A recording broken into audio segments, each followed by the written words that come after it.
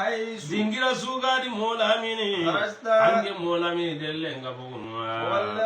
annanye sonjongo ye ستر المسجد الحرام misiri urmante ke jonko menga واسمها dingira suga di ange mola mini gani وولي أذوها annanye sonjongo ye ستر misiri ke jonko menga lalla yakunu hujjatun لله يكون عزة amma ganya hujja kenga yelle al yahudi ando sorongunna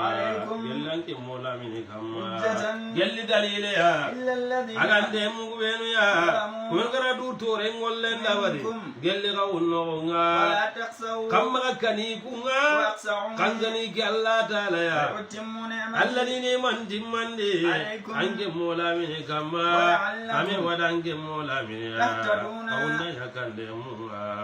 kama umma أرسلنا oga kay indi gelle ka wonno wonde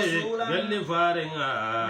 gelle ga imeno kenyani farenga يتلو عليكم aga garna kawun kamma kenya dalla qur'ana nga hadise nonni bakka jinu bungillenga ويعلمكم awa ka untu innini الكتاب gelle kitabe nga qur'ana ke anike والحكمة kitengenga ويعلمكم alla ka untu innini ما لم تكونوا hunga ka ungantanya kaga gendu فاذكروني kadi kalla fingo أذكركم